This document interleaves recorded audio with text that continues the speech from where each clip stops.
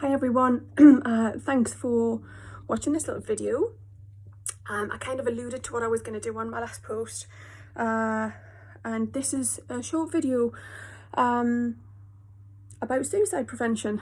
Whether it actually works or not, I don't know. And I must say now, before I go any further, I'm not qualified, I'm not a psychotherapist, I'm not a psycho anything.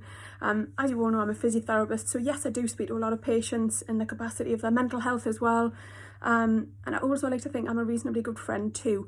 So, but my main qualification, if you like, for speaking to you now is that my own father took his own life when he was 39. He was 1 month off being 40, and I had only just turned 9-year-old in the July, and he died in the September of 1986. So this year I will have been without him for 34 years now. This is him. He in this photograph, he had just been, or just before actually, I think it was, because he said he was smiling and he wasn't smiling afterwards. He'd been down the rapids in the Colorado River, and he said it was the only time in his life that he had cried with fear. But what prompted this video, and the reason why I'm doing this, is I'm sorting out my mum's house at the moment because she's really quite poorly in hospital. And we're trying to get it all sorted out for her and to be nice and lovely for when she comes home. And I've come across obviously lots of photographs, as you do in all people's houses, but this one, this is me, and that's my dad, and it looks like,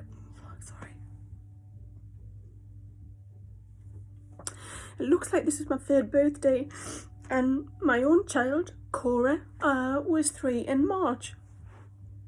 And I don't know, it just made us think that, God, yeah, I just wanted to talk about this because I've not really spoken about it an awful lot in on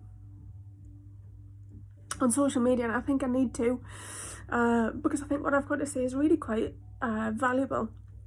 So anyhow, if I was to think of my dad now as a 39-year-old in this world, I have to think about the things that I think would maybe help or not help, in order for me to think about how we as a society and as friends and as family could help somebody else from not destroying their lives and therefore destroying all of the lives around them, because the aftermath is absolutely hideous. Look at this 34 years later, and I can still cry just as hard as I probably cried on the day I knew he'd died.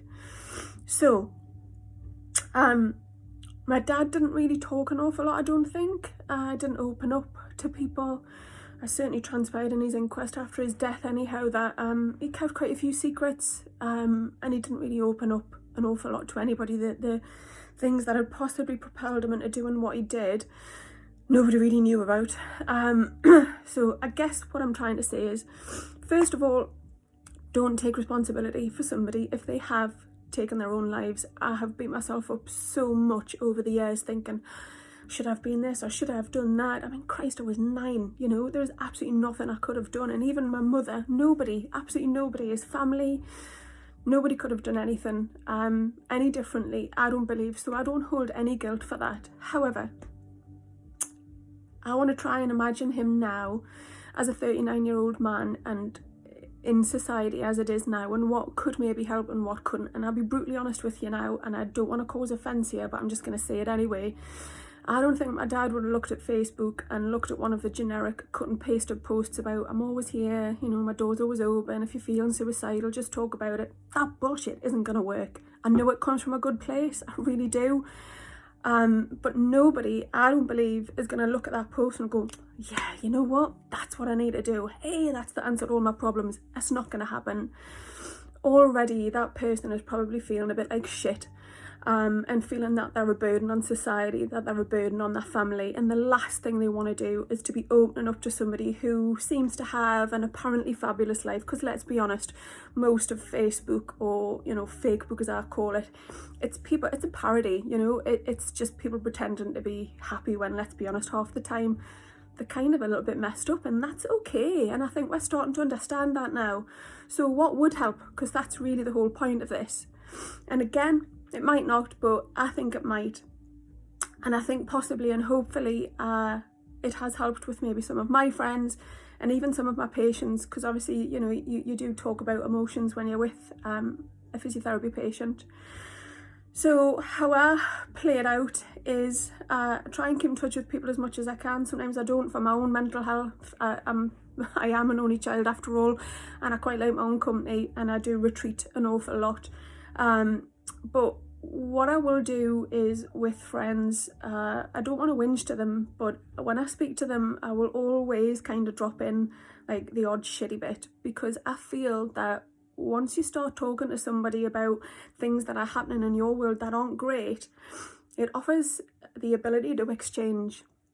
So that person who's feeling suicidal might think, oh, she's talking about all the shit bits. Actually, I might kind of venture into talking about some shit bits too. And that's how perhaps the conversation can start, not about the suicide, but maybe about the problems that are perpetrating the possible thoughts of suicide. You might never know if you've saved somebody from suicide or not. I can't imagine anybody's going to turn around to you and say, actually, do you know what? I was going to fling myself off a bridge yesterday, but you stopped me from doing that. Perhaps they do. I don't know. But how we are with people and how we interact with them is so valuable, and you can help without even really knowing it.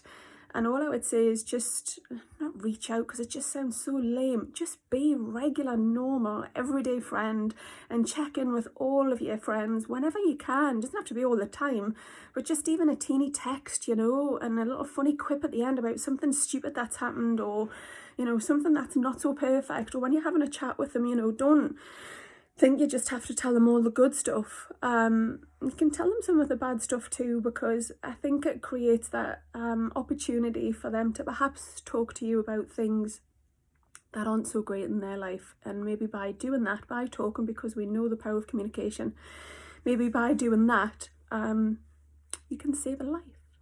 So yeah, for all of those who still have dads today, wow, love them. I know it's hard with COVID, but find some way to tell them that you love them. Video call them, stand outside the house, doesn't matter what you do, but it's, you know, these memories are sometimes all you're gonna have. So yeah, just appreciate them, and appreciate yourself, because you're doing a bloody good job, whoever you are. You're surviving all of this, and yeah, just be kind to yourself, look after yourself, and look after each other. Thank you. Bye.